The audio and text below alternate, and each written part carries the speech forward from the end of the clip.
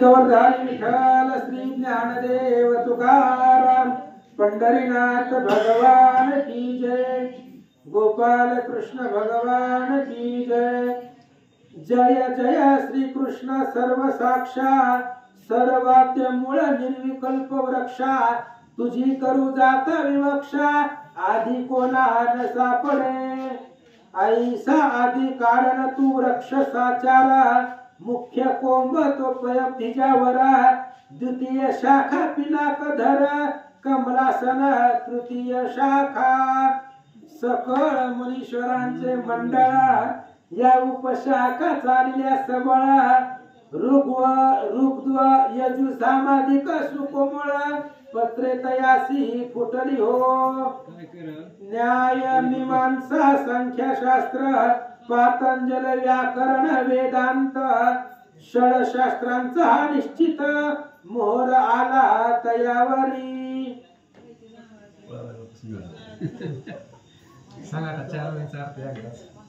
श्री गणेशाला वंदन करून भाविकांनी वंदन करून सद्गुरुनाथाला वंदन करून असणाऱ्या कथेला सुरुवात कथेचं अनुसंधान सुंदर अशा प्रकारचा असणारा अमृताचा वर्षाव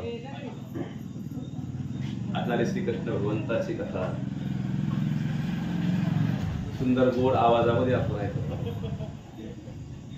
आणि आता कसं आहे कवळं लुसलुसीत असणारं हे रोपटाय गोड लागतं जरा आता थोडं निबर लागल अशा प्रकारचं गोडही दोन्हीही गोडच असतं।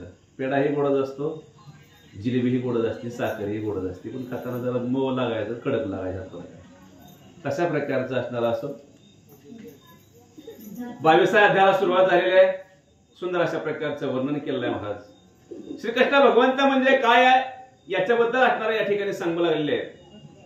असणारा एक वृक्ष आहे आणि त्या वृक्षाला काय काय असणारा त्याचं मुळावंद जे आहे ते असणारा श्रीकृष्ण भगवंत आहे आणि त्याच्या असणाऱ्या जे वेद आहेत त्याच्या 4 वेद आहेत ते 4 फांद्या सांगितल्या गेल्या त्याच्याबद्दल असणारा जो भावुक असणारा आपला जो भक्त आहे त्याला असणारा मोहर आलेला अशा प्रकारचं आणि त्याचं फळही काय आहे ते 5व्या वेळेमध्ये सांगू लागले महाराज। अग्नि इंद्र यम नैऋत्य रसनायक समीर पौलस्ती सुता शीताशु चंडाशु भवगणा सहित पुष्पे त्यावरी साजिरी। अनेक पुष्पे त्या ठिकाणी सांगितली महाराज काय काय बरीच नावं सांगितली त्याच्यानंतर रचना आहे अशा प्रकारचं गोड अशा प्रकारचं आहे आणि हे जे आहे त्याच्यावरती असणारी फळं आणि फुलं सांगितली गेली।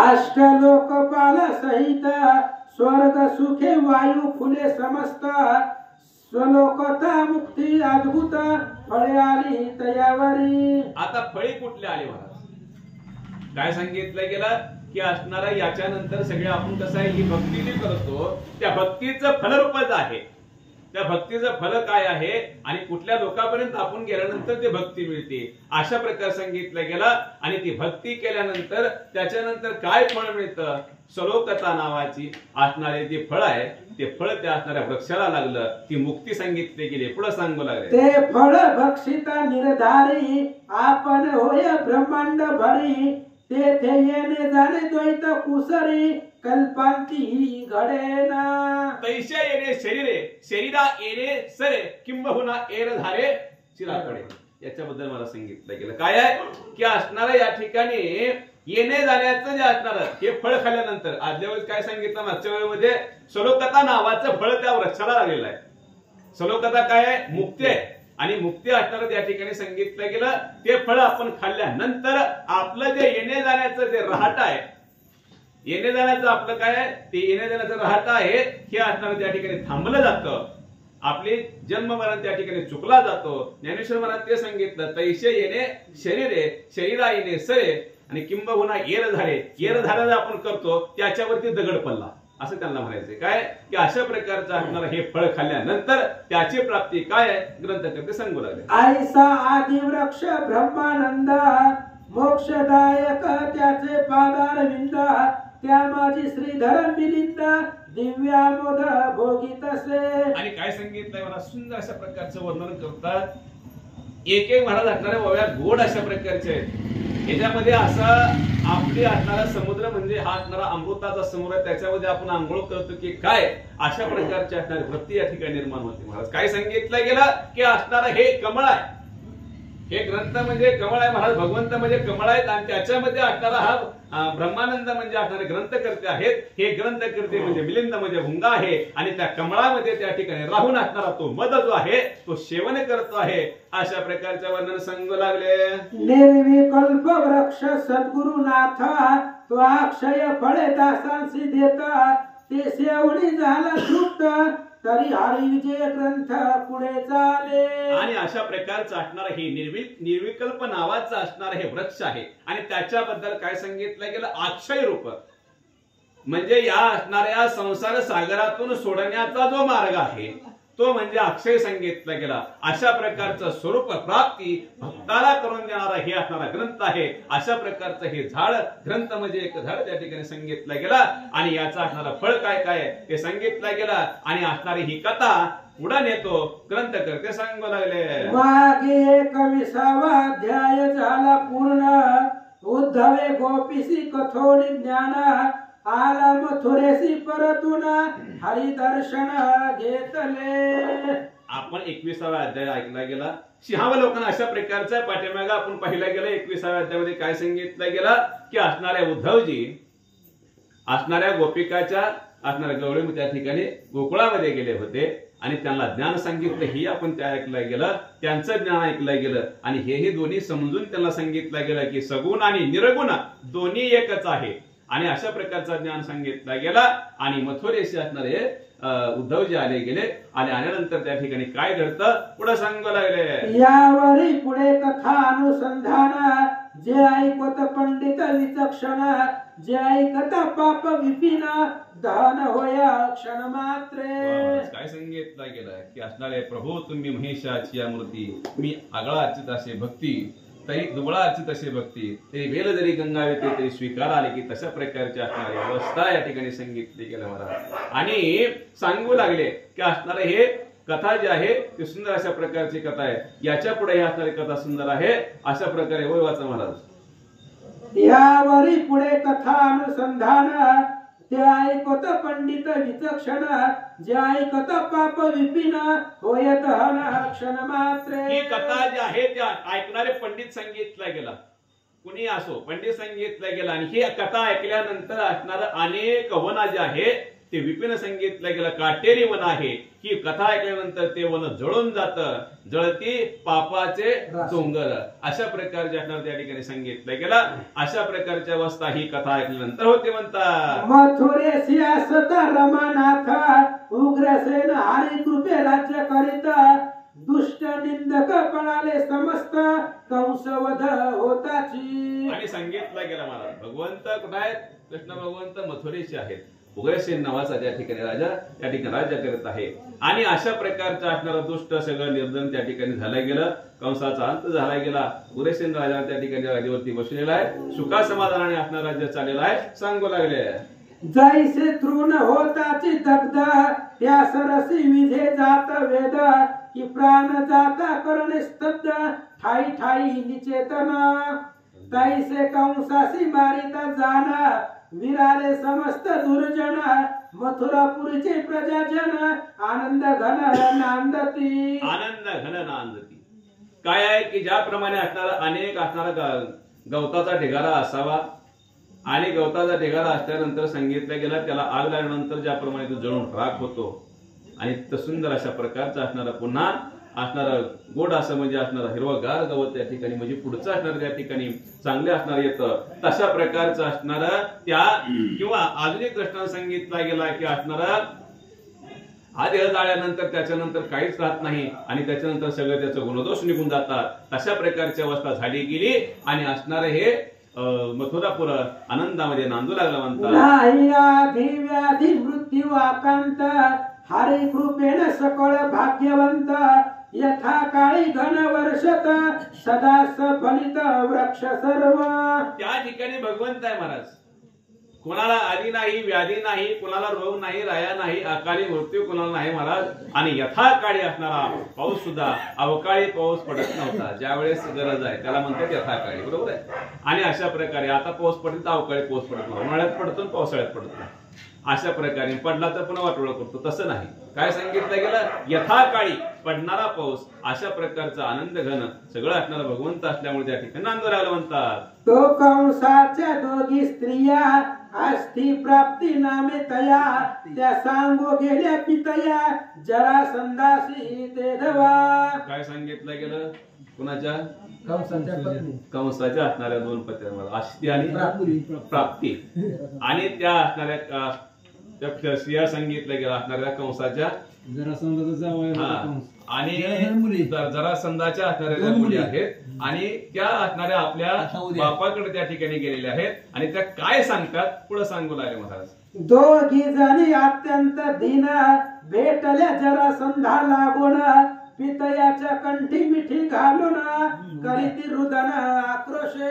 आणि अशा प्रकारे सांगितलं गेलं महाराज, त्या आपल्या पित्याला भेटण्यासाठी गेल्या आणि त्या ठिकाणी असणाऱ्या गेल्या आणि गेल्यानंतर जरासंधाला भेटल्या, अति दीन झाल्या गेल्या. आणि अशा प्रकारच्या असणाऱ्या त्या दोन्ही असणाऱ्या मुली जरासंधाला भेटल्या गेल्या, एकमेकाची भेट त्या ठिकाणी झाली गेली. आता बोलणं भाषण सांगू लागले. जरासंध घाबरला पाहुता, म्हणे काय झाला वृत्तांत, येरी भूमिसी पडती मूर्छांगत, शब्द कुठे न कुठे बोलता. आणि काय सांगितलं गेलं, त्यांची भेटी घेण्यासाठी आले महाराज. कंठाला काही आपल्या मिठी घातली गेली आणि सांगू लागले की काय सांगतात की असणार त्या ठिकाणी घाबरलं ती महाराज. जरासंध घाबरल्यावर काय झालं सांगायचं तर ते असणार बेसून खाली पडल्यानंतर मग आता सांगायचं कोणी, त्यांना सावध करू लागले म्हणतात. आक्रोशे बोलती तत्वता, कृष्णे मारिले तुझ्या जामाता, मुष्टिकाच्या अनुराधी वीरा समजता, मृत्यू पंथा पाठविले. मला सांगायला सुरुवात केली. काय सांगू तात म्हणले, काय सांगू म्हणले तुम्हाला. अशा प्रकारे असणाऱ्या त्या कंसाला मारलं म्हणले. त्याच्यानंतर मुष्टी काय चालूर आहे, अशा प्रकारे त्यांना सगळ्याला मारला गेला. असं असणाऱ्या कृष्णाने केलं. त्या गाराने आपल्या पित्याला सांगू लागल्या. परम पुरुषार्थी कृष्ण राम, केला मथुरे माझी पराक्रम, उग्रसेन राजी स्थापिला परम, सुख झाले लोकांशी. आणि अशा प्रकारचा असणारे पराक्रमी आहेत रामकृष्ण, बळीराम दादा आणि कृष्ण, हे दोघे पराक्रमी आहेत, पुरुषोत्तम आहेत. आणि त्याने असणारा पराक्रम केला गेला आणि सगळ्यांनी मारलं. आणि उग्रसेन त्या ठिकाणी राज्य करीत आहे, आनंदाने सगळं चाललेलं आहे सांगू लागले. ऐकता श्री कृष्ण प्रताप, जरासंधासी चढला परम कोप, जैसा पाय पडता खवळे सर्प, नेत्र रक्त वटारिले. अशा प्रकारे सांगू लागले महाराज. ही कथा ऐकल्यानंतर, ही बातमी ऐकल्यानंतर महाराज तळपायाची आग मस्तकाला गेली. कशी गेली, एखादा असणारा भुजंग असावा, साप असावा, त्याच्या शेपटीवरती पाय पडल्यानंतर तो जसा खवळतो तशा प्रकारे जरासंध खवळा म्हणतात. केले कन्यांचे समाधान, मने मथुरा क्षण मात्रे जाळीना, यादव कुळ सकळ छेदिना, धरून आणीना रामकृष्ण. आणि महाराज असणारा अशा प्रकारचा असणारा ते वल्गना करू लागला, मोठ्या मोठ्याने बोलू लागला. म्हणले आता जातो म्हणले, त्याला सगळ्यांना धरून आणतो म्हणले. सगळं एका क्षणात असणार ते मथुरा नगर जाऊन टाकतो आणि बळीराम दादा कृष्णाला घेऊन येतो म्हणतात. आईसी जरासंधे होड बांधोनी, घाव तेव्हा घातला निशाणी, तेने धुम धुमली आवणी, 23 अक्षयिनी दळजाचे. आणि 23 अक्षयिनी असणारा दळ मला त्याचं सैनिक सांगितलं गेलं. दिशाने घाव घातला गेला, ढोल वाजू लागले आणि आता युद्धाला जायचंय. तेव्हा आता भांडण कशाला महाराज करायचं, आता पुन्हा उद्याच्याला आता सगळं गोडीनं गळाविनं सगळं चाललेलं आहे. अशा प्रकारे सांगितलं गेलं. याच्या पुढची कथा उद्या ऐकूया. श्री गणेशाय नमः. नमो शिवाय नमः. श्री प्रभू रामचंद्राय नमः. बळी भद्रे आणि घननिळे सबळ बळ शंकर तराटी रे, जरासंधाचे सैन्य दत्त गडे वीर झाले भयाभीत. वसुदेव निभारे सीत्या वेळी, आला उग्रसेना जवळी, एकची गाही लागली तुरांची त्यावेळी उल्लाट यंत्राचे मार दुर्गावरून होत्या पार वर सैन्याचे यंत्रगोळ समग्र दुर्ग परिगामाची पडताती उघडले मथुरेचे महाद्वार सिंहनादे गर्जत्या पार यादव निघाले बाहेर रामकृष्ण समवेत. कथेचं अनुसंधान श्रीधर स्वामी या ठिकाणी सांगतायत. युद्धाला सुरुवात झालेली आहे. उग्रसेन आपला असणारं सर्व सैन्य घेऊन बाहेर निघालेलं आहे. मुख्य दरवाजाचा असणारा मुख्य दरवाजा उघडलेला आहे महाद्वार. पुन्हा वसुदेव सर्व सैन्य घेऊन निघालेले आहेत, युद्धासाठी चाललेले आहेत. आणि पुढं कोण आले? पुढं उग्रसेन राजा ते आले, पण कोणाच्या विरुद्ध युद्ध आहे? राजा आणि जरासंध सर्व सैन्य घेऊन युद्धासाठी आलेला आहे.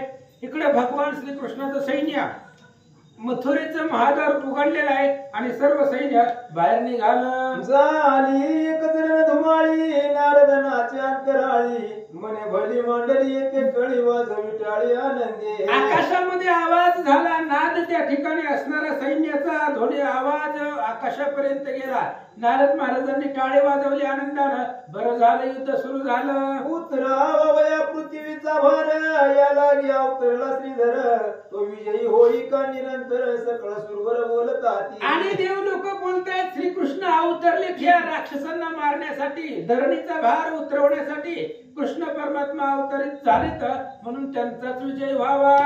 आसो पायदळावरी पायदळा लोटले त्या हातीचं बळ तुरुंगारूढ वीर सकळ त्याही मिसळले परस्परे. पायदळावरती पायदळ, हातीदळावरती हातीदळ, घोडेदळावरती घोडेदळ, रथावरती रथदळ निघालं. गजावरी गज लोटले रथाची रथ झगटले एकची घनचक्र मांडले रामकृष्ण पाहताती. जैशा जलदाची आधारा तैसे येते एकसरा एक एकाशी लागून चुरा होऊन पडती धरेवरी. हे वीरांची उसळती देख जैसे आकाश पंते कंदुक प्रेते पडती असंख्यात गणना नाही श्वासी. शोणितांचे पूर जात माझी गडकलेवरे वात रथ मोडले असंख्यात नाही गणती श्वासी. कृष्ण बळे यादवानी वार केला पदळाचा संवार उठावले जरासंधाचे वीर शिशुपाळ आणि वक्रदंत. आणि अशा पद्धतीने कृष्णाचं सैन्य निघालं यादव आणि त्या यादवांनी चेंडू आपण आकाशामध्ये उडवावा तशा पद्धतीने राक्षसांचे सैन्य उडवलं.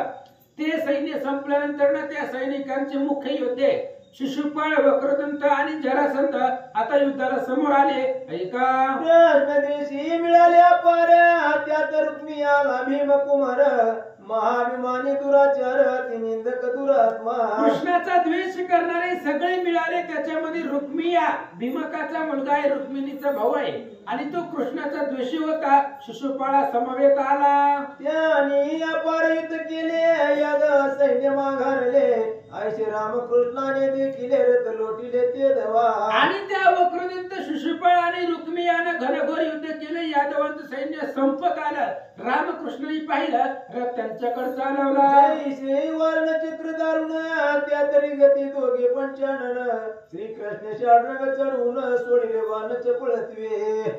जैसे पूर्वीच रावण रिसुते जाऊनी वैश्रवण आणि बंधुपुरी ते की पुरुषासहित युद्ध ते प्रतापवंत केले. पाठीमागं जसं भगवान श्रीरामचंद्र लंकेला गेले, रावणाला मारलं सैन्यासहित, तसं राम आणि कृष्ण युद्धामध्ये मिसळले.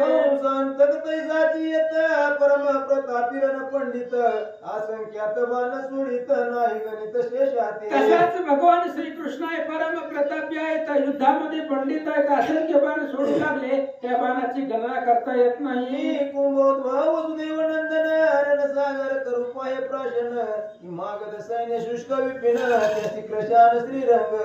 ही मागद वीर याची नग त्यावरी वज्रधर श्रीरंग हस्तपक्ष छेदून सवेग पाडी मंगळ जननीवरी. ते विजाप घेऊन दळा त्यात मुख्य मुख्य उरले सबळ वरकड सैन्य समूळ कृष्णाने आटिले बाणावरी. देवी सावक्षयीने दळ घेऊन जरासंध आलेला होता आणि त्या जरासंधाचं सगळं सैन्य आटलं गेलं. त्यावेळेस भगवान श्रीकृष्ण बळीराम दादा काय करतात? मुकुट रांगावळी तुटोनी कागल टोप पडले धरणी महावीर पाटे देवनी पळू लागले ते देवा आणि सगळ्या वीरांची मुकुट डोक्यावरून खाली पडू लागली. रथाचे छत्र तुटून पडले. सगळे असणारे सैन्य पाठ देऊन पडू लागलं. गुडारा सहित ते कुंजर सैर धावती आणि वार ध्वजा सहित रथा पार शून्य पडले मोडून. आणि अनेक प्रकारचे असणारे हत्ती ते हत्तीच्या माहुता सहित हत्ती धावू लागले. तिथं असणारा ध्वजा सहित रथ त्या जमिनीवरती पडलेले होते. रक्ताचा पूर वाहू लागला. मरे पताका ते केर पडला देखा आश्रुत नदीचा वाहे भडका गायाळ चित पोहती दे कोणी पंडिताचे दिव्य ज्ञान पाखंडी पळती जे हो निवदन कैसे वीर पाठी जाऊन पळते झाले ते दवा इकडे कृतांत गचके देख ऐशी बळी भद्राने बोलली हाक जरा संदावरी काही करत समवेत लोटला. आणि इकडे असणारे सगळं जरासंधाचं सैन्य पाठ देऊन पळालं. बळीराम दादा रथावरनं उतरले. हातामध्ये नांगर मुसळ घेतला आणि जरासंधाच्या अंगावरती हात देऊन धावले. देखो बळीरामाचा प्रताप हरपला मागदाचा दारुण दर्प जैसा शंकरा पुढे कंदर्प दहन काळी शंकला. आणि बळीरामाचा प्रताप पाहिला गेला त्यावेळेस ते असणाऱ्या जरासंधाची ताकद संपली तरी गेली. जसा महादेवा पुढे मदनाचं काही चालत नव्हतं तसं सांगू लागले. मुसळानी नांगर हाती जे होनी बळीभद्र रथा खाली उडी सत्वर घालून या धावला. आणि बळीराम दादानी मुसळ नांगर हातामध्ये घेतलं. रथाच्या खाली उडी टाकली. जरासंधाच्या अंगावर धावला. नांगर घालून ओडीवीर मुसळ घाय करीतो चूर झाला बहुवीराचा संवार जरासंध पाहत असे. आणि नांगराने त्या असणाऱ्या जरासंधाला रथाच्या खाली ओढलं. मुसळाच्या वरून मार दिला. सगळे योद्धे पाहू लागले. धनुष्यासी चढवो निघून जरासंधी सोडिले वान जैसा धारा वर्ष तो घड चरणी वान सोडिले. आणि ते असणाऱ्या जरासंधाच्या त्याला असणाऱ्या मुसळामध्ये पकडलं. सगळे योद्धे पाहू लागले. त्यावेळेस अनेक प्रकारचे बाणाचा वर्षाव करू लागले. ते कृष्णाग्रजन मानून ते वेळी धाव घेत रथा जवळी नांगर घालून तत्काळी जरासंध ओढीला. पावसाचा धारा पडाव्या तशा पद्धतीने जरासंधाने बाण सोडले होते. पण बळीराम दादाने ते बाण मान्यच केले नाही. अंगापर्यंत येऊ दिली नाही. तर तसाच पुढे धावले. मुसळ घाय करावा चूर्ण तो बोले जगजीवन याशीन मारावे आपण न्यावा बांधून रथाशी. आणि नांगर धरून त्या जरासंधाला रथाखाली ओढला आणि मुसळानं जीवच मारावा. श्रीकृष्णाने हात धरले. म्हणले पहिले गिराय काय सोडून दे. तो देवाने बोल्या काशी भीमा हाती मरण यासी मग वरून पाश घालून वेगेची रथाची बांधिला. आणि आकाशवाणीने सांगितलं की ह्याला मरण भीमाच्या हातून आहे कारण ही जरासंध आहे. आणि मग वरून पाश घालून त्या जरासंधाला अडकवला. जैसा मृगेंद्र धरिला वारण तैसा चालविला आरती बांधून विजयी झाले रामकृष्ण वृंदारक पुष्प वर्षताती. सिंहानं हातीला धरावा तसं बळीराम दादानं जरासंधाला धरलं. रथाला बांधलं. घेऊन निघाले. जरासंधाचे वीर त्यावेळे उरले ते अवघेच पळाले जैसे यजमानाची संकट उडवले आश्रित पळती जाई दिशा. आणि जरासंधाचे सगळे वीळ तशा दिशेला वाट मिळून तिकडे पळू लागला. श्रीरंगमने बळरामा ते आता सोडावे जरासंधाते हा मिळवून आणील दैत्याते मागुती त्याते संवारू. आणि जरासंधाची अवस्था पाहिली. श्रीकृष्णाने बळीराम दादाला सांगितलं हे जरासंधाला सोडून दे. ही सोडून दिल्यावर ही अजून सैन्य घेऊन ये. त्या सैन्याला मारू. पृथ्वीवरील जे निंदक खळ तितके त्या नील सकळ ऐसे बोलता घन नीळ सोडला तत्काळ बळीरामे. कृष्णाने सांगितलं पृथ्वी तलावरचे जेवढे जेवढे निंदक खळ वाईट राक्षस आहे त्या सगळ्यांनाही जरासंध घेऊन येईल.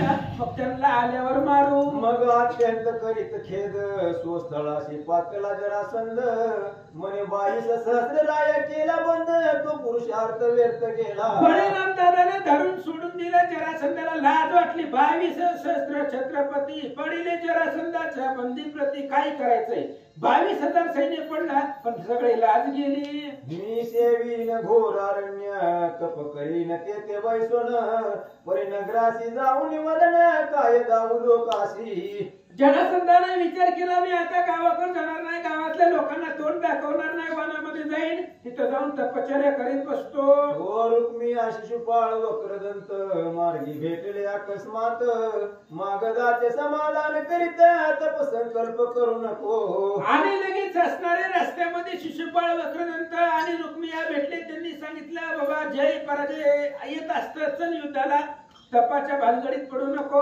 जय अथवा पराजय महावीराशी पडे हा समय, पुरुषार्थ सोडू नये करावा उपाय मागुती. आणि बाबा जय आणि विजय, कधी पराजय येतो कधी विजयी होतो, त्याच्यामुळं पुरुषार्थ जोपर्यंत आहे तोपर्यंत प्रयत्न सोडायचे नाही. जो काय तासे प्राण तोवर सोडावे अंगवन, मागुती दळवार घेऊन रामकृष्ण धरून आणू की. आणि जोपर्यंत शरीरामध्ये प्राण आहे तोपर्यंत पुरुषार्थ धैर्य सोडायचं नाही, पुन्हा युद्धाला जाऊ, रामकृष्णाला पकडू. आईच्या जरा संधासी वळविले, मागुती चुकीच तळ मिळविले, सवेच मागणे धावणे केले, मथुरेवरी पूर्ववत.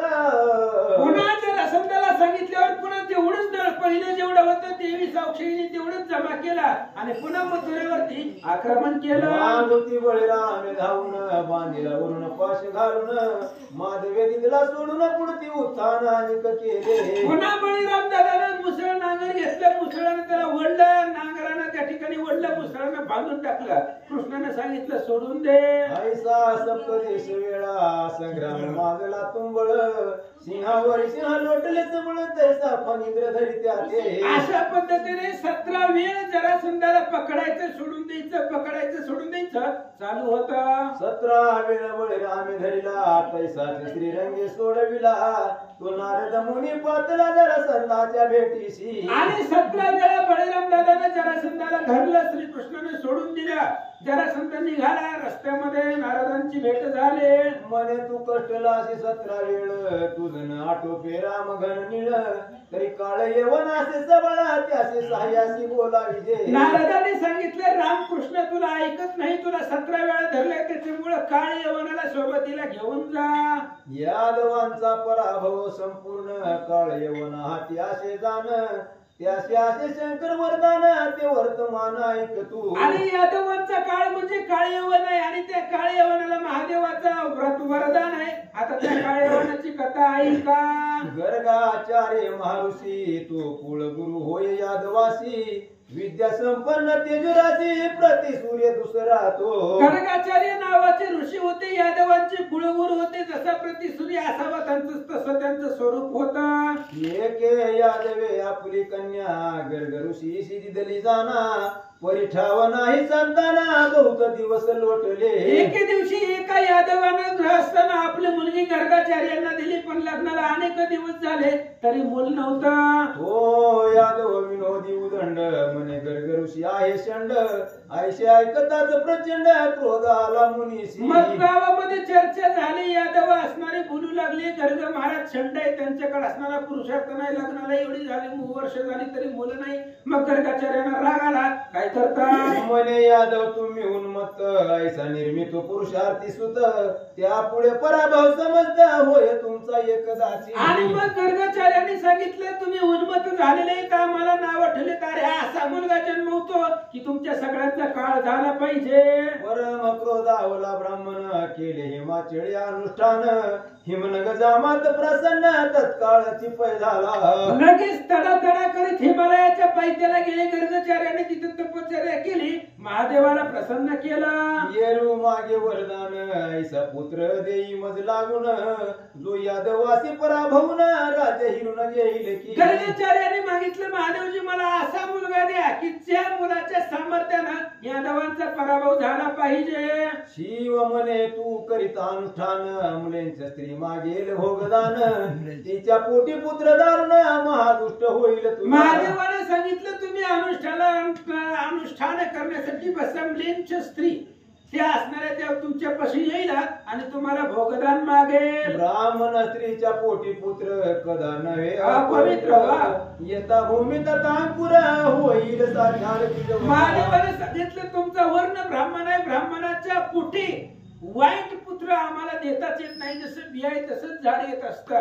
त्यामुळे तुम्ही काय करा, म्लेंची स्त्री तुमच्यापाशी येईल आणि तिच्यापासून तुम्हाला एक मुलगा होईल. तो तुझा वीर्य नंदन दुष्ट क्षेत्री होय निर्माण, आसो गर्ग करीत अनुष्ठान महाविपन सेविले. आणि तो तुमच्यापासून मुलगा होईल, त्या स्त्रीला म्लेंच्या स्त्रीला तुमच्यापासून मुलगा होईल, तो तुमचाच मुलगा असेल, ताकदवान होईल असं म्हणले. महाराज तप करायला निघाले. तो दुष्ट एक कमलेंचे पती, त्याशी नवे पुत्र संतती, त्याने स्त्री पाठविले गर्गाप्रती श्रंगारून एकांती. आणि ते असणारे महाराज तप करत बसू लागले. ते असणारा एक मुलींच ग्रस्त होता, त्यालाही पुत्र संतती नव्हते, आणि त्यानं त्याच्या बायकोला शृंगार केला आणि त्या गर्ग महाराजाकडे पाठवला. तिसी भोग दिदला जाण, तोची आमल्यांचं काळ यवन, याशी तू संगे घेऊन मथुरेवर जाई. आणि त्याच गर्ग महाराजापासून त्या मिलेंच्या स्त्रीला एक मुलगा झाला, तो काळ यवन आहे. कोण कोणाला सांगताय?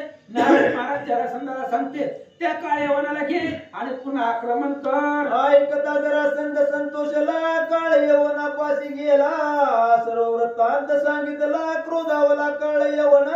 आणि नारदाच्या बोलण्यावर जरासंध काळ यवनाकडे गेले. काळ यवनाला सगळं वृत्तांत सांगितला, त्यालाही राग आला. 3 कोटी मुलांचं त्याचे, 23 क्षणी दळ मागदाचे, रुक्मिया शिशुपाळ दैत्यसाचे, सहाय्य झाले सत्वर. 3 कोटी मुलांचे सैन्य त्या काळ यवनाचं होतं, 23 अक्षयिणी जरासंधाचं होतं, शिशुपाळ वक्रदंत रुक्मिया सहाय्य झाले. आईशीचे ना मिळवणी सवेगा, रजनी माझी क्रमिती मार्ग, सर्वांतरात्मा श्रीरंग वर्तमान कळले की. अशा प्रकारचं सैन्य घेतलं आणि लगेच मथुरेवरती आक्रमण करण्यासाठी रात्रीच निघाले. पण ते निघालेले एकट्या कृष्णाला कळलं. मग भक्त कैवारी माधव, समुद्रापाशी मागून ठाव, द्वारका नगरा पूर्वाविरांची हाती रचविले. मग लगेच रातोरातच भगवान श्रीकृष्णाला ती सैन्य येते म्हटल्याबरोबर समुद्रामध्ये जागा मागितली आणि ब्रह्मदेवाच्या हातामधून समुद्रात पाण्यात द्वारका नगर तयार केला. द्वारकेची रचना सांगता समजत, तरी हा अध्याय वाढेल बहुत, द्वारका वर्णनाद्भुत पुढे कथन केले असे. म्हणून श्रीधर स्वामी सांगतायत द्वारकेचं वर्णन करत नाही, करू नका, आधी जाडी शेवळ घ्यायचं आम्हाला. आणि म्हणून आता जर वर्णन केलं तर ग्रंथ वाढेल. पुढे द्वारकेचं वर्णन आपण 32व्या अध्यायामध्ये हनुमंत येतील तेव्हा करू. वाच. आसे जैसी वैकुंठ नगरी, तैसीच द्वारका भूमीवरी, कमलोद्भव निर्मिलित अवसरी श्रीकृष्ण आज्ञा करुनिया. जसं वैकुंठ आहे तसं समुद्रामध्ये द्वारका ब्रह्मदेवानं कृष्णाच्या आज्ञेवरनं तयार केला. देशवर करणं कळायचं कसं लोकांना काय त्याला. आसे जैसी वैकुंठ नगरी, तैसीच द्वारका भूमीवरी, कमलोद्भवे निर्मिलित अवसरी श्रीकृष्ण आज्ञा करुनिया. जेने इच्छा मात्रे आणि रत, तेनेची द्वारका रचिली अद्भुत, ते नाना संपत्ती समजता कुबेर आणून भरिल्या. जसं भगवंतानं वैकुंठावर रथ आणला तशाच पद्धतीने ब्रह्मदेवानं द्वारका निर्माण केली. पाण्यामध्ये वैकुंठावरची सगळी संपत्ती इष्टिट द्वारकेमध्ये आणून ठेवली.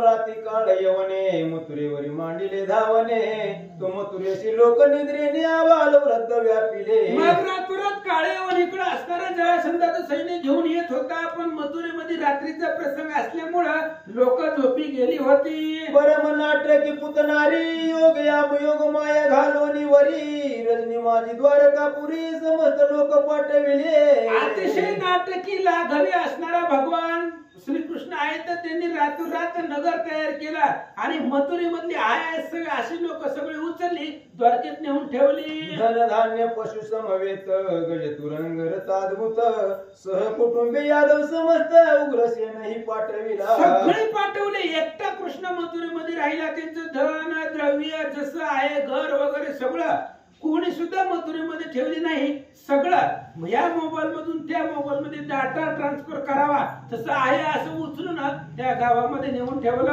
दारुक सारथी रथायुधे, ती पाठविले गोविंदे, बळीभद्रई परमानंदे पाठविला ते देवा. सगळे पाठवले कृष्णानं. दारुक ते असणारी सारथी, रथाचे घोडे, रथ सगळे पाठवले. बळीराम दादाला सुद्धा त्या समुद्रामधल्या द्वारकेत पाठवला. एका श्रीकृष्णा वेगळे, मथुरेत कोणी नाही उरले, अयोध्या नगर पूर्वी नेले, राम रामचंद्र वैकुंठी एका श्रीकृष्णाशिवाय त्या मथुरेमध्ये कुणी राहिलेच नाही. पाठीमाग युगामध्ये भगवान श्रीरामचंद्रांनी संपूर्ण अयोध्या नगरी वैकुंठाला नेली. तसेच मथुरा नगरी द्वारकेला नेऊन पोहोचवली. द्वारके माझी लोक जागे झाले, पाती उगेची चाकाटले, वस्तू जातात तैसेची संचने, परिनगर आपुले आणि द्वारकेमध्ये सूर्य उगवला, सगळे लोक जागे झाले, बघायला लागले.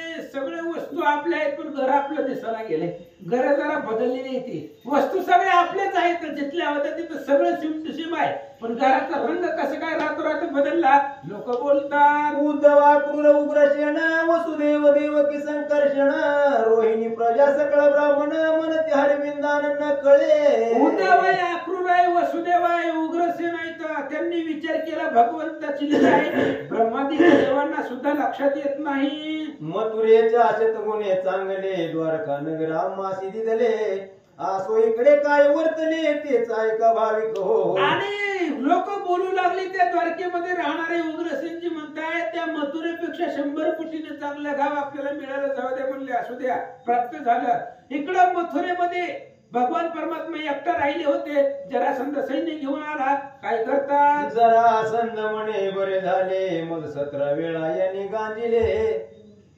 जरासंधानी काळ यवन, उगवला नसता चंड किरण, वेडा घातला मथुरेशी येऊन, पळेल कृष्ण म्हणून. आता पाठीमाग कथा येऊ रात्रीमध्ये, मग सांगितलं सूर्य उगवला, लोक जागी झाले. आता इकडं थोडीशी कथा माग येऊ रात्रीचाच प्रसंग होते. त्या प्रसंगामध्ये जरासंध काळे यवनानं मथुरा नगरीला घेरा टाकला. जरासंध म्हणे बरे झाले, मला 17 वेळा याने गांजिले, धरून आताच एक वेळी संवारी नारी सहित.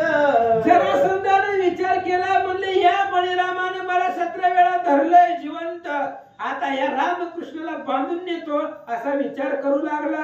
सवेच उगवला अर्क, नगरात दिसती लोक, उलट यंत्राचे महाराज न होती दुर्गावरुणी. तेवढ्या वेळामध्ये सूर्य उगवला आणि सगळं सैन्य आलं मथुरेमध्ये, पण एकही युद्ध कोणीच मथुरेमध्ये दिसत नाही. उलट यंत्राचे दुर्गावरून वार होत असतात.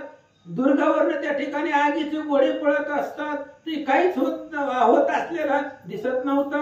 नगर द्वार उघडे भनभनीत, एकलाची उभा कृष्णनाथ, नाही शस्त्रास्त्र रथ, वाट पाहत काळ. आणि संपूर्ण मथुरा भनभनीत रिकामी होती. हे अख्ख्या मथुरेमध्ये एकटा कृष्ण होता आणि तोही जरासंधाच्या रथाच्या पुढे येऊन उभा राहिला. आश्चर्य करीती समस्त, मनती गोवळा कपटी भोवत, याशीच धरावे त्वरित, मग लोक अशी शोधावे. आणि त्या जरासंधाने विचार केला, म्हणली बाकीची गेली तर जाऊ द्या, मुख्य असणारा हे कृष्ण आहे, ह्याला आधी पकडून मारू आणि बाकीच्या लोकांना पुन्हा ओळखू, असं जरासंध बोलतो. काळ यवने कृष्ण लक्षिला, शस्त्री विरहित चरणी देखिला, पुनरता खाली उतरला, शस्त्र ठेवून समस्त. आणि काळ येऊन रथाच्या खाली उतरला, त्याचं सगळं शस्त्र रथावरती ठेवलं आणि कृष्णाला पकडण्यासाठी पायानं चलत निघाला. जरासंधासी म्हणे काळ यवन, आताची कृष्णान तो धरून, निहुरतासी बांधून, सुड घेईन तुझा आता. जरासंधाला काळ येऊन बोलू लागला, म्हणले टेन्शन घेऊ नका, आताच जातून त्या कृष्णाला धरून आणतो. तुमचा जो 17 वेळा धरलेला बदला आहे तो बदला मी परिपूर्ण करतो. यौवने भुजा पिटोनी सत्वर, सन्मुख लक्षिला श्रीधर, आवेश धाव घेतली थोर, ते यदुवीर पाहत असे. आणि काळे यवनाने दंड थोपटून सांगितले की मी तू कृष्ण तुला पकडणार. कृष्णानं ऐकल्याबरोबर जरासंध काळे यवन पाठीमाग लागला.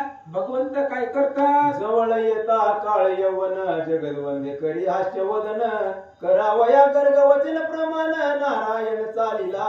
आणि भगवान श्रीकृष्ण उभा राहिले. काळ यवनाला जवळ येऊ दिलं. जवळ येत असताना श्रीकृष्ण हसले. गर्ग महाराजांचं बोलणं खरं करण्यासाठी भगवंत निघाले. जो इच्छा मात्रे घडी समस्त, तो काळ यवन आभेने पळत, पैशी व वचनासी मान देत, भक्त वत्सल म्हणून.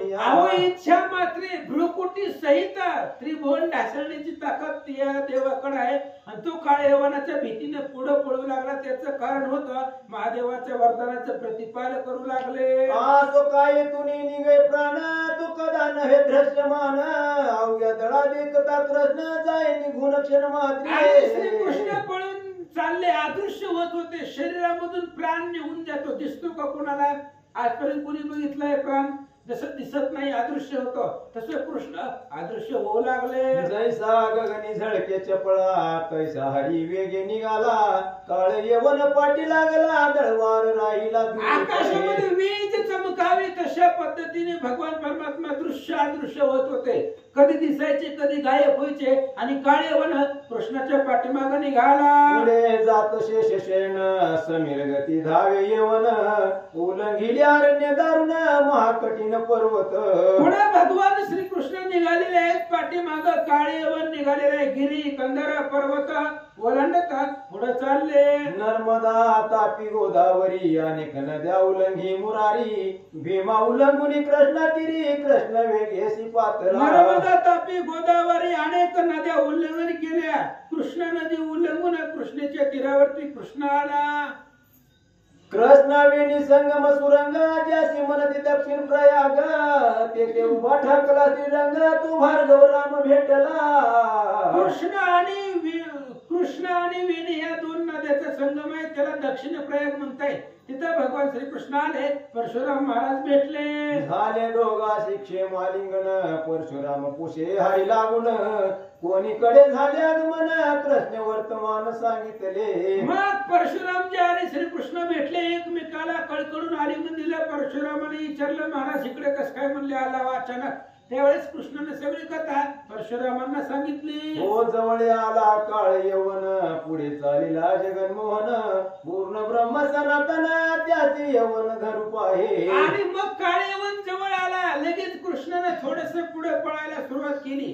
जगाला भरवणारा देव आहे आणि त्यालाही काळ यवन पकडण्याचा प्रयत्न करू लागला. वाटे जवळ सापडला दिसे, परी दूर बहुतचे आसे, बहुधाव घेतली सायासे, परीन आठवते श्रीरंग. आणि असं वाटत होतं की आता कृष्ण हाताला येतोय, जवळ दिसत होता, पण धरायला गेले की लांब त्या ठिकाणी दिसत होता. त्यामुळे दृश्य अदृश्य या पद्धतीने कृष्ण पळू लागले. एका सद्भावा वाचून कोणानं आटोपे जग जीवन, त्यासी काय धरिल काळ यवन तर्क पूर्ण वेदशास्त्र. अहो एका सद्भावाशिवाय भगवंत सापडतच नाहीये. भगवंत सापडण्यासाठी भावच लागतो. मग काळ यवनाला काय देव सापडणार आहे, तरी सुद्धा पळू लागला. काळ यवन म्हणे रे भेडा, किती पळतील दडदडा, तुवा गोकुळ केला पवना, ते मज पुढे न चालेची. काळ यवनाने सांगितलं, कृष्ण पळून पळून किती पळणार आहे? पळ म्हणले, मी तुझा पाठलाग सोडत नाही. अरे तू असणाऱ्या गोकुळामध्ये जशा खोड्या केल्या पराक्रम दाखवतो, तसला माझ्या पुढे चालत नाही. 17 वेळ मागदासी, तू मथुरे पुढे युद्ध करीसी, मज भेणे का तू पळसी, न पुसका होसी गोळ्या. अरे तुझ्यामध्ये ताकदच नाही. त्या जरासंधाला 17 वेळा धरलं युद्ध करून, आणि मी नुसतं युद्धाला आलो तर माझा पुढे पळायला लागला, असं काळ यवन बोलू लागला. गवळणी बांधी ती उकळासी, मज उशीर काय धडावयासी, तू गोकुळी चोरी करीची, त्याची फाशी चौकडे. अरे बाबा, तुला गवळणीने उकळाला बांधलेला आहे, गवळणीने, मग मला धरायला काय अवघड आहे? तू गोकुळामध्ये चोरी करत असताना चारी बाजूला पाहतो, तसं चित्र करू पाहतो. काली आणि आघातुरा किरडी मारून झाला थोर, अश्वध मारिला केशवीर बकासुर पाकरू ते. अरे ती कालिया आगासूर सापाचं किरडू मारलेला आहे, ती बकासूर पगडा पक्षी मारलेला आहे, केशी नावाचं नाही ते घोडा मारलेला आहे, असं काळ्यावन बोलू लागला. वाल्मिक तुल्य गोवर्धन पुरुषार्थ भोगीशी उचलून, कंस मारिला कपटे करून, आता धरी लक्षणे तुझं. अरे वारुळा एवढा गोवर्धन तू उचललाय आणि त्या पुरुषार्थ दाखवला. कंसाला सुद्धा कपटानं मारला, पण ते माझ्या पुढे चालत नाही. ऐसे उने बोल बोलत बोलान आटोपे कृष्णनाथ, नाना तप्या अनुष्ठान करिता त्याचे निश्चित न सापडे. अशा प्रकारचा बोल बोलत होता काळेवन. बोलायला काय जातंय? बोलू लागला, पण बोलानं भगवान परमात्मा सापडत नाही. योगी यागी तपी सामर्थ्य यांना कोणाला भगवंत मिळत नाही, असं सांगतात. दुग्धहारी फळहारी नग्न मौनी जटाधारी, पंचाग्नी साधी निरहारी, त्यासी मुरारी नाटोपे. एक करीती वेदशास्त्र पठन, करीती योग साधन तीर्थाटन, नाना साधने करीती जिन परिमन मोहन नाटोपे. एक ढेंगेत ब्रह्मांड आटी, यवन धावे त्याची या पाठी, व्यर्थ पळता होती ही कुटी, परी जगजटी न सापडे. क्षण एक अवतारी सगुण, सवेची पाहता तो निर्गुण, म्हणे त्रिविक्रम क्षणे वामन त्याशी यवन धरील कोठे अद्भुत हरीचा वेग होई तो काळ यवन मागे राही मागुती हरी त्याची वाट पाही जवळ यावा म्हणून मग अशा प्रकारे एका धांग्यामध्ये त्रिभुवनाचा एवढा असणारा वेग कृष्णाचा होता. कृष्ण खूप पुढे जात होते पण काळेवन लय मागे राहत होता. मग कृष्ण पुढे जाऊन उभा राहायचे, त्या काळेवनाला जवळ येऊ द्यायचे आणि जवळ आले की पुन्हा कृष्ण पळायला सुरुवात करू लागले. कंठीच्या तुळशी आणि सुमनहार वाटेची टाकी तो जात श्रीहार तोची माग पाहून असुर धावे थोर वेगेसी. आणि गळ्यामधले फुलांचे हार आणि तुळशीची माळा होती, ती असणाऱ्या फुलांची जी काय असणारे तुकडे होते फुलं सुमनांचे, ती रस्त्याने कृष्ण टाकत होते आणि त्याच मार्गाने काळेवन येत होता. पुढे पराशर पर्वत त्यावरी चढे रमानाथ तेथे व्यासपिता अनुष्ठान करीत जगन्नाथ वंदितया. आणि मग पुढे असणारे पराशर पर्वत आहे, त्या पराशर पर्वतावरती पराशर महाराज व्यासांचे पिता आहेत, ते त्या ठिकाणी तप करत होते. त्यांना कृष्णाने जाता जाता नमस्कार केला. त्या पर्वतीन दिशे कृष्ण तो उष्ण काळ शुष्क विपिन येवने भोवताला विलागना ऋषी जनतेने हाळ. त्या पर्वतावरती कृष्ण दिसला नाही. काळेवनाला राग आला. काळेवनाने त्या पर्वतालाच अग्नी लावला.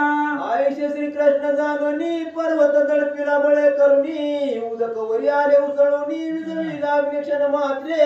आणि कृष्णाने पाहिले पर्वताला आग लावली. आपल्या पायाने पर्वत दाबला गेला. खालच्या जमिनीतलं पाणी वर आलं आणि आग विझवली. तेथोनी मग पश्चिम पंथे धाव घेतली कृष्णनाथे मार्ग दावून यवनाते पुढे पुढे जात असे. तिथून श्रीकृष्ण पश्चिम दिशेला पळू लागले. जात असताना त्या काळेवनाला रस्ता सापडावा म्हणून कृष्ण जाताना काहीतरी खुणा टाकत टाकत पुढे निघाले. होते ते पर्वताच्या दरी महाभयानक विवरी तेथे मुचकुंदे बहुकाळवरी निद्रा केली श्रवणीय. त्या एका पर्वतामध्ये मोठं विवर होत आणि त्या विवरामध्ये मुचकुंद तो सूर्यवंशामधला राजा आहे, माधवताचा मुलगा आहे.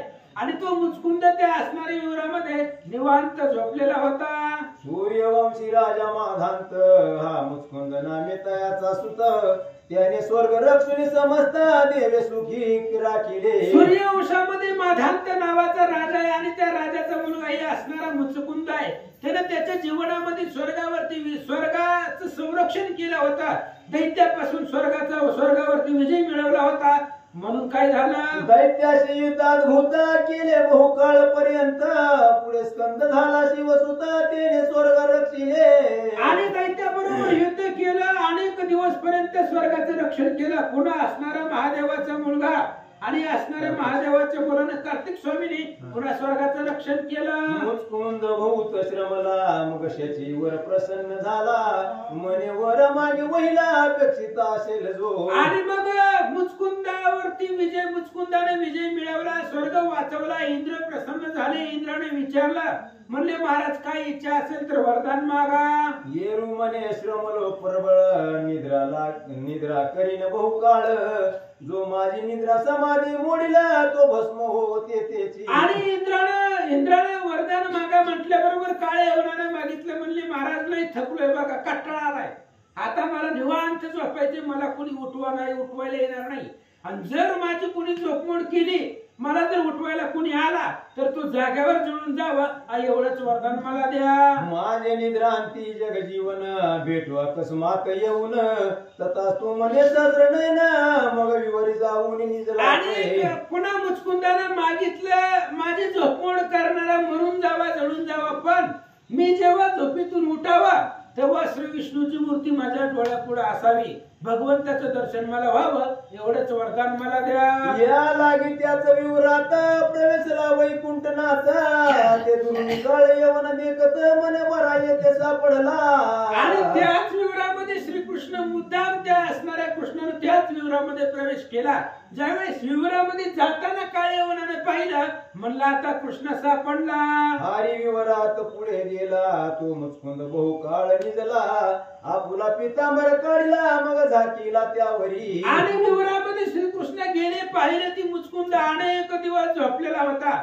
कृष्णाने आपला पितांबर काढला त्या मुचकुंदाच्या शरीरावर टाकला आणि पुढे जाऊन लपून बसले. आपण पुढे जाऊन गुप्त पाहे जगजीवन तो विवरात प्रवेशला काळ येऊन विडो कुणी पाहत असे. आणि मुचकुंदाच्या अंगावरती आपला पितांबर कृष्णाने टाकला, पुढे गेले आणि लपून बसले.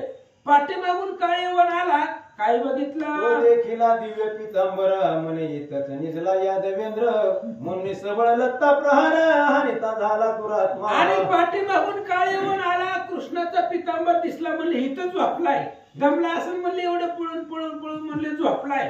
आता सापडला म्हणले, आता कुठं जाणार आहे म्हणून ते असणाऱ्या मुचकुंदालाच कृष्ण समजून काळेवन ताकदीनं लाता मारू लागला. मुचकुंद उठीला खडबडून क्रोध पाहे विलोकून तत्काळ तेच काळ येऊन भस्म झाला क्षण मात्रे. कुंडली कवरधारी विठ्ठल श्री ज्ञानदेव तुकाराम. लाथा घातली आपल्या ताकदीनं, मुचकुंद खडबडून जागा झाला आणि जागा झाल्याबरोबर रागाने ते असणारे काळेवनाकडे पाहिलं गेलं. डोळ्यामधून आग आणि आगीच्या ज्वाळा निघाल्या आणि काळेवन जाग्यावरती जळून भस्म झाला. सूत्रधारी नारायण ऐसा मारविला काळेवन मुचकुंद पाहे सावधान तो पित वसन देखिले. आणि मग लगेच असा असणारा सूत्रधार भगवंता अशा प्रकारे काळेवनाला मारलं. सगळ्यांच्या वरदानाचा प्रतिफळ केला, मारलं गेला. असो मुचकुंदानं पुढे पाहिलं, श्रीकृष्ण दिसले. सुवासन मायांबरी मुचकुंद सद्गदी तांतरी परतून पाहे तो मधुकैट भारी चतुर्भुज उवासे. आणि पितांबर मुचकुंदानं आपल्या शरीरावरचा पाहिला, त्याचा सुवास त्या विवरामध्ये येत होता. पुन्हा चारही दिशेला पाहिलं गेलं, श्रीकृष्णाचं रूप दिसलं.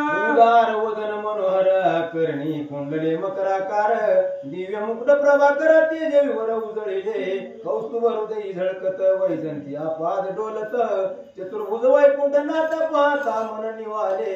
ऐसा मुचकुंद हरी देखिला साष्टांग नमस्कार घातला मने पुराण पुरुष भक्त वत्सला तू परब्रह्म केवळ भाससी. अशा पद्धतीने लगेच पाहिलं गेलं. मुचकुंदाला आनंद झाला आणि त्या असणाऱ्या भगवंताची स्तुती केली आणि दर्शन घेतलं. यापूर्वी बहुकाळवरी स्वर्ग रक्षिले नाना परी श्रमण या विवरा भितरी निद्रा केली बहुकाळ. मुचकुंद सांगू लागला, देवा मी असणाऱ्या स्वर्गाचं रक्षण केलं, खूप त्रास झाला म्हणून कंटाळून या विवरामध्ये झोपलो होतो.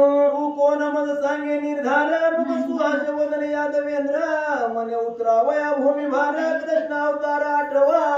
आणि मुचकुंदाने विचारले, तुम्ही कोण आहेत? लगेच कृष्णाने सांगितलं, मी विष्णूचा अवतार आहे. धरणीवरचा भार उतरवण्यासाठी विष्णू रूपाने कृष्णाचा 8वा अवतार धारण केला. मुचकुंदे धरले दृढ चरण दाटलाट भावे करुण मनुष्याची वरदे दिले वरदान ते सफळ आज झाले. मुचकुंदाने भगवंताचं चरण धरलं आणि अष्टभावाने त्या ठिकाणी अष्टभाव भरून आले. इंद्राने जे वरदान दिलं ते आज सत्य झालं. श्री गणेशाय नमः. श्री सरस्वती नमः. प्रभू श्रीरामचंद्राय नमः. कवातून काढायचं कशाला घ्यायचं सांगा तुम्ही. कसं नाही जसं असेल तसं. ठीक आहे. कुठनं सुरुवात आहे? 125 च्या आसपास झाले. मुचकुंद काय मिळालं ती बेऱ्यानंतर पसरू करायची. ऐकोनिया मुचकुंद स्तवन संतोषला जगत मोहन वचन बोले प्रीती करुणा स्वास्य वदन जगदात्मा. तू भद्रिकाश्रमी राहे जाऊन तेथे असे सत्यवती हृदय रत्न आणि काही विद्वज्जन ते स्थानी वसताती. पांडुरंगा करू प्रथम दुसरे चरण संतांचे त्यांच्या कृपादाने कथेचा विस्तार बाबाजी सद्गुरु उदास तुला. कथेचं अनुसंधान या ठिकाणी कालयवनाचा वध कशा प्रकारे झाला, कसा केला कृष्णाने याची कथा आपण ऐकलेली आहे.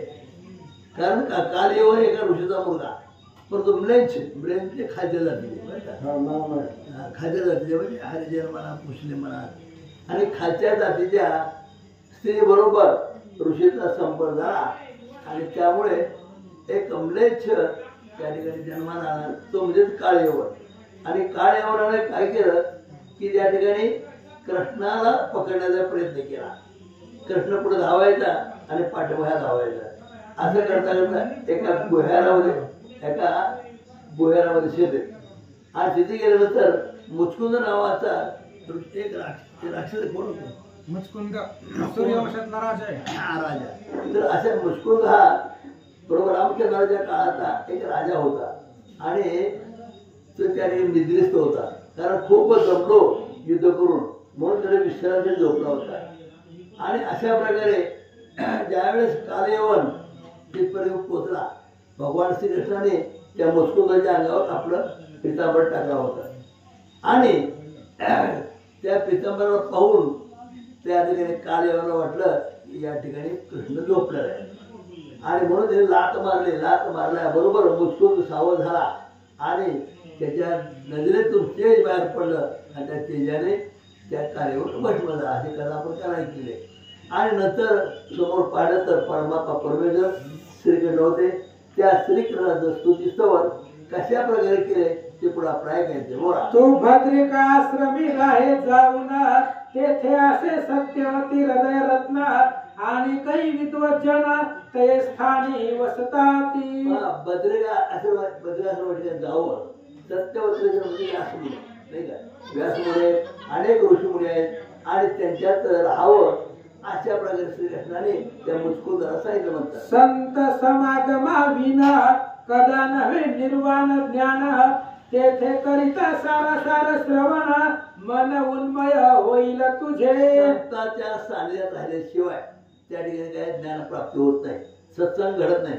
आणि म्हणून त्या ठिकाणी तू जा, अनेक ऋषीमुनी तपस्वी त्या ठिकाणी येतील आणि त्यावर तुझं कल्याण होईल, तुला संगत मिळेल. अशा प्रकारे भगवान श्रीकृष्णाने मुचकुंदाला सांगितलं म्हणतात. मृग या करू नको येथोनी तू होशील निर्वाण ज्ञानी माझी भक्ती दिन यामिनी विसंबू नको सर्वथा. मुचकुंदा म्हणले आता इथं तू काही युद्ध वगैरे करू नको, काही शिकारी करू नको, काही करू नको, फक्त तप करायचं, बद्री आश्रम जायचं, अनेक ऋषीमुनी आहेत त्यांच्या सानिध्यात राहून तू तप करावं. अशा प्रकारे महिला तुला येत नाही कोणी का माझी या वेदाची आज्ञा प्रमाण वर्तावे सदा श्री वंदुन सखे करावे संत जन सद्गुरुशी शरण रिघावे. सद्गुरूला शरण जावं, सगळ्या ऋषीमुनी त्या ठिकाणी काय समाधान करावं, सगळ्यांची पूजा करावी. अशा प्रकारे भगवान श्रीकृष्ण त्या मुचकुंद राजाला सांगतात. हृदयी धरीजे दृढ बोध न करावा भूतांचा विरोध माझी चरित्रे तीर्थ महिमा विशद कदा उच्छेद न करावा. अशा प्रकारे नेहमी काय करायचं म्हणजे तीर्थ ठिकाण राहायचं आणि माझं गुण गायचं. श्रीकृष्ण परमात्मा याचं चिंतन करावं, त्याचं नामस्मरण करावं, त्याचं गुणगान गावं. अशा प्रकारे मुचकुंदला त्यांनी सांगितलं. न करावे कोणाचे हेळन वाद विवाद द्यावा सोडून सदा कीर्तन श्रवण मनन निज ध्यासी राहीजे. कोणाचे हेळण करायचं नाही, कोणाची निंदा करायची नाही, कोणाची टीका करायची नाही, कोणाला खाचर मानायचं नाही आणि सगळ्यांची सेवा करावी. अशा प्रकारचा उपदेश श्रीकृष्णाने त्या मुचकुंद राजाला केला. लोकांविरुद्ध न करावे कर्म न आचरिजे कदा परधर्म न बोलावे कोणाचे वर्म सदा मम नाम स्मरावे. लोकांना लागेल असं बोलायचं नाही, नाही का, सगळ्या प्रेमानं बोलायचं. प्रेमाने बोला धन्य रंकार. अशा प्रकारे प्रेम हे महत्वाचं. सर्वांना अत्यंत आनंदाने प्रेमानं बोलावं, कोणाची निंदा करू नये, कोणाची टीका करू नये, सगळ्यांना मान सन्मान द्यावा. अशा प्रकारचा उपदेश श्रीकृष्णाने मुचकुंद राजाला सांगितला. प्रवृत्ती शास्त्रे नाना कुमते क्षुद्र साधने क्षुद्र दैवते नाना अनुष्ठान नाना मते उपेक्षावी मनी हुनी. ऋषींचे आशीर्वाद घ्यावे अनुचित कदा न बोलावे आत्मरूप विश्व पहावे श्री वंदावे गुरुचरण. ऋषीमुनींचे आशीर्वाद घ्यावे, ऋषींची सेवा करावी, त्यांचा उपदेश ऐकावे, नाही का, ऋषींची सेवा करायची, त्यांचा उपदेश ऐकायचा आणि कोणालाही टाकून बोलायचं नाही, कोणाची निंदा करायची नाही, नाही का. अशा प्रकारे भगवान श्रीकृष्ण त्या मुचकुंद राजाला उपदेश करतात. आयसे सांगता श्रीकृष्ण नाथ सादर ऐके माधांत सुत साष्टांग घातले दंडवत सदगतीत होत तेव्हा. अशा प्रकारे भगवान श्रीकृष्णाने त्या मुचकुंद राजाला उपदेश केला आणि उपदेश केल्याबरोबर उठला आणि साष्टांग दंडवत त्या मुचकुंद राजाने भगवान श्रीकृष्णाला घातला म्हणतात. आज्ञा घेऊन ते वेळा विवर बाहेर निघाला तो द्वारपाळाचा अंत ते वेळा कली जवळी पुढे दिसे. आणि अशा प्रकारे साष्टांग दंडवत घेतलेलं आहे आणि त्या विवराचे बाहेर पडलेले आणि विवराचे बाहेर पडल्यानंतर काय दिसलं बरोबर. खुजी झाडे खुजे लोक पापचर्या दिसे अधिक लोक देखिले परम निंदक मुचकुंद भक्ते ते धवा. आणि त्या मुचकुंदाने काय पाहिलं म्हणजे बाहेर आल्याबरोबर बरेच लोक दिसले म्हणजे नाही का कसे आपण विचारायचे आपण बुद्धीचे निंदक खड दुष्ट अशा लोक त्याने पाहिले असं त्याने बोलतात. न बोलेची कोणासी पावला वेगे पत्रिका आश्रमासी संत समागम हरणीशी मुजकुंदासी मुचकुंद हा विवराच्या बाहेर आला.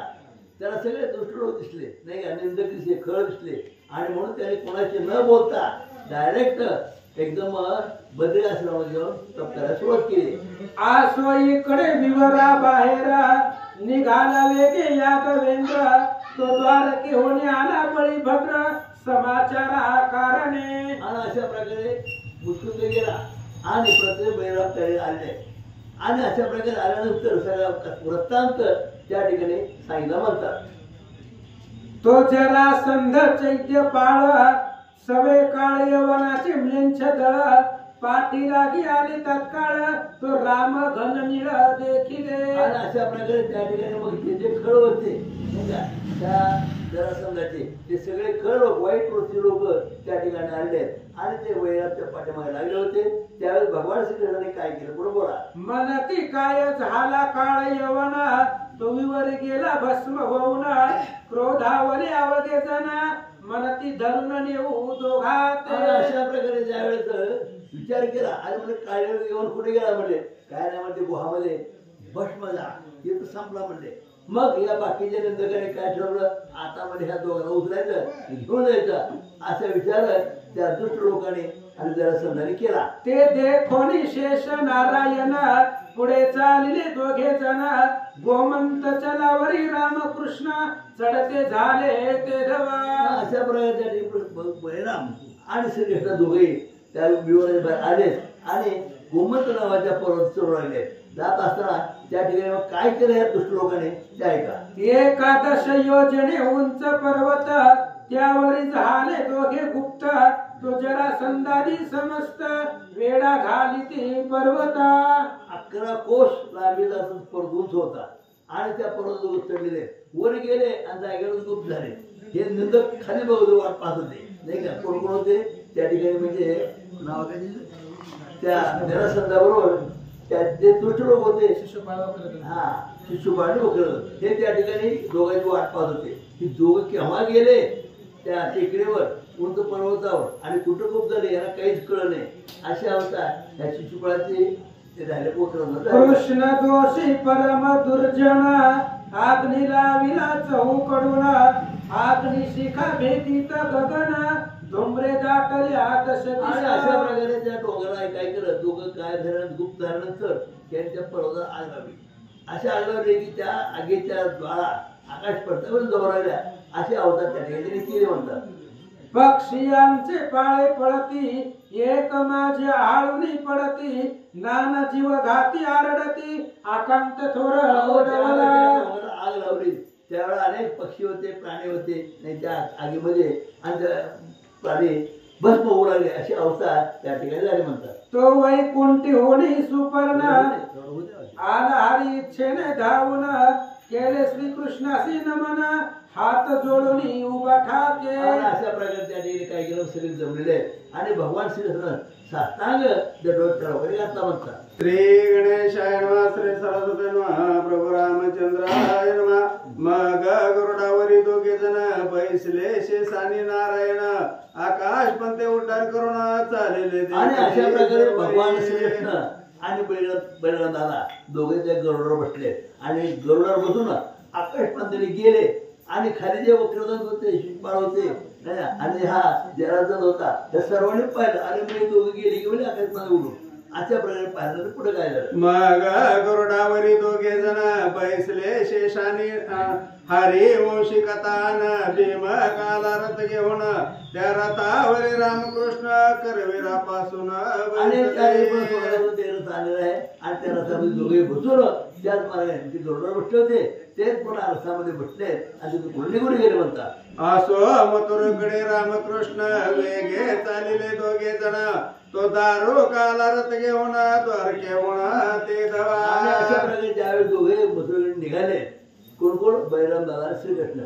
त्याच वेळेला द्वारक त्या आला कोण रथ घेऊन आला आणि त्या रथामध्ये बसून दोघे पुढे गेले म्हणतात त्या रथी बैसोरे राम ऋषिकेशी वेगे चाललेले मथुरेशी तो जरा संद पाठीशी चमू सहित त्यावेळेस बैराम दादा आणि श्रीकृष्ण रथामध्ये बसले रथ पुढे चाललेला आहे वेगाने चाललाय आणि त्यावेळेस ह्या जरासंधानं पाहिलं आणि जरासंध पाहिलं जरासंध त्याच्या मागे धावू लागला अशी अवस्था झाली ऐसे देखोनी नारायण हाती घेतले सुदर्शन जे सकळ शस्त्रांचा बाप पूर्ण आज्ञाप्रमाणे आणि करावे त्यावेळेस बैराम दादा आणि श्रीकृष्ण रथामध्ये बसले जरासंधानं पाहिलं जरासंधाने ते सैन्य त्याच्या मागे धावलेले धावल्याबरोबर श्रीकृष्णाने काय केलं आपलं सुदर्शन चक्र काढलेलं आणि पुढे काय केलं मग जैसे लक्ष विजांचा एकची भार तैसे सुदर्शनारे पुत्र मग प्रतिमावीर जरासंधचे धाली ज्यावेळेला जरासंध पाठीमागे राहिला त्यावेळेस श्रीकृष्णाने सुदर्शन चक्र सोडलं आणि ते सुदर्शन चक्र कसं ते इतकं तेजीची सूर्यापेक्षा अत्यंत तेजीची ते तेज पाहूनच त्यांचे डोळे दिपले आणि निघून गेले अशी अवस्था जरासंधाची आणि त्याच्या सैन्याची झाले म्हणतात काळ यौवनाचे दळ जरासंधाचे ही सकळ सुदर्शने संवारिले तात्काळ क्षण मात्र एवढं काही सैन्य होतं नाही का त्या जरासंध काही सैन्य होते हे सर्व सैन्य त्या ठिकाणी आलेले आहे आणि कृष्णाने आपलं सुदर्शन चक्र सोडला बरोबर सगळे सैन्य त्या ठिकाणी संपून टाकले अशी कथा सांगतात मुख्य राजे उरले वरकड दळ संहारिले मग मथुरेत रामकृष्ण प्रवेशले द्रव्य काढिले उग्रसेनाचे अशा प्रकारे त्या ठिकाणी मग बैराम दादा आणि श्रीकृष्ण सगळ्यांचा संहार केला कालेवाडा सैन्य होतं जरासंधाचे सैन्य होते सगळ्या सैन्याचा निपात केला आणि त्या ठिकाणी आपल्या मथुरेमध्ये आले त्या ठिकाणी हा उग्रसेन राजा होता त्याचं सैन्य होतं आणि त्या ठिकाणी ते सैन्य आल्यानंतर पुढे काय केलं भूमी तो होते जे भांडार तेने भरिले रथगज संरहवर द्वारकेशी चालविले समग्र रामकृष्णे ते दवा अशा प्रकारे त्या ठिकाणी संपत्ती होती जे धन साठा होता ते सगळं रथामध्ये भरलेलं आहे आणि तो घेऊन बैराम दादा आणि श्रीकृष्ण पुढे गेले म्हणतात मागोती जरासंध दाविन्नला म्हणे द्रव्ये सांडी सांडी गोवळ्या द्रव्ये घेऊन राम द्वारकेला गेला तेव्हा श्रीकृष्णाने द्रव्य म्हणजे धन पैसा अडका असेल ते आपल्या रथामध्ये भरलेले त्यावेळेस जरांना मोठ्यानं ओरडतो अरे चोरा अरे आमचं धन कुठे घेऊन चालला नाही पाठीकोण मोठ्या मोठ्या ओरड राहिला जरासंध आमचं धन कुठे घेऊन चालला अशा प्रकारे हा जरासंध पाठीकोण मोठ्या मोठ्या ओरड राहिला मागोती धनुष्य घेवणी युद्ध करीत चक्रपाणी जरासंधा पराभवनी मग गेले द्वारकेशी आणि अशा प्रकारे जरासंध या दोघांच्या पाठीमागे लागला मोठ्यानं ओढू लागला त्यावेळेस श्रीकृष्णाने बाणाचा वर्षाव केला आणि याला पळवून लावलं आणि पुढे दोघं निघून गेले अशा प्रकारे त्या ठिकाणी घटना घडलेली धनुष्य घेऊन मुकुंदे केली अष्टादश महायुद्धे 17 वेळ मथुरे पुढे जगदोंदे युद्ध केले निर्वाण अशा प्रकारे या जरासंधाबरोबर श्रीकृष्ण 17 वेळा युद्ध केलेलं आहे आपण काल आपण ऐकलंय की अनेक वेळा त्याला धरलं पकडलं कोणी बैराम त्याला पकडायचे परंतु श्रीकृष्णाने जाऊ दे ते सोडून अशा वेळेस 17 वेळा त्याला धरलं आणि सोडून दिलं परंतु श्रीकृष्ण काही त्याला सापडला नाही आणि अशा प्रकारे जरासंधा अवस्था त्या ठिकाणी केली असो द्वारकेशी आला यादवेंद्र झाला एकाची जय जयकार तो 16 अपार नवर्णवेची सर्व गेला निघून गेला वैतागून गेला आपल्या काही कृष्ण सापडत नाही म्हणला आणि तो निघून गेल्यानंतर हे त्या द्वारकेत आलेले आहेत त्या ठिकाणी त्यांचा मोठा उत्सव गौरव केलेला आहे अत्यंत आनंदाने सर्वांचे स्वागत केलेले आहे अशा प्रकारे बोलू लागले तो अनंत देशाधिपती रैवत नामे महान नृपती तो जावणी ब्रह्मया प्रती करी विनंती ते ऐका. अशा प्रकारे त्या रेवत नावाचा एक राजा होता आणि तो ब्रह्मदेवाकडे गेलाय आणि ब्रह्मदेवाकडे जाऊन त्याने ब्रह्मदेवाला काय सांगितलं, आपण सावचित्ताने ऐकावं असं ग्रंथकर्ते बोलतात. म्हणे माझी कन्या रेवती परम सुंदर त्रिजगती तिशी वर बरवानी चिंती कोण असे सांग पा. अशा प्रकारे त्याने ब्रह्मदेवाला विचारलं की रेवती नावाची मुलगी आहे म्हणले, सुंदर आहे देखणे म्हणले, आता कोणाला देवी असा विचार ब्रह्मदेवाला विचारला. ब्रह्मा करे अनुष्ठान राजा उभा कर जोडून मग कमलासन बोले वचन बळीरामासी देई कन्या. अशा प्रकारे आता ही रेवती कोणाला द्यायची असा विचार ब्रह्मदेवाला विचारला. त्यावेळेस ब्रह्मदेव तप करत होते आणि त्यावेळेला कृष्णाने सांगितलं बाबा आता ही जी आपली रेवती आहे आपल्या बळीरामाला द्यावी असं विचार त्यांची मांडलेला आहे. मग आपण येऊन चतुरानन जे ते राम कृष्ण उग्रसेन गेला दळभारेसी घेऊन अनंत देशा प्रतिपै. अशा प्रकारे बळीराम दादा आहे, उग्रसेन राजा आहे नाही का, श्रीकृष्ण आहे आणि अशा प्रकारे रेवती विवाह उरकून त्या ठिकाणी पुढच्या दिशेला गेले. मग विधी पूर्वकाती प्रीती बळरामासी दिली रेवती चारी दिवस निश्चिंती 16 झाला रेवती बरोबर आणि लग्न म्हटलं की 4 दिवस 16 अत्यंत आनंदाचा 16. आता अलीकडे काय झाले, सकाळी डुमडुम आणि संध्याकाळी सामसूम अशी एका दिवसाचे अलीकडे झाले. पण पहिले 4-4 दिवस लग्न व्हायची. त्या ठिकाणी बळीराम लग्न 4 दिवस चाललं, रेवतीची लग्न झालं, अत्यंत आनंदाने 16 पार पडला अशा प्रकारे सांगू लागले. मग परांतन देऊन बोळविले रामकृष्ण समागमे रेवती घेऊन द्वारकापुरी प्रवेशले. अत्यंत आनंदाने लग्न 16 पार पडला.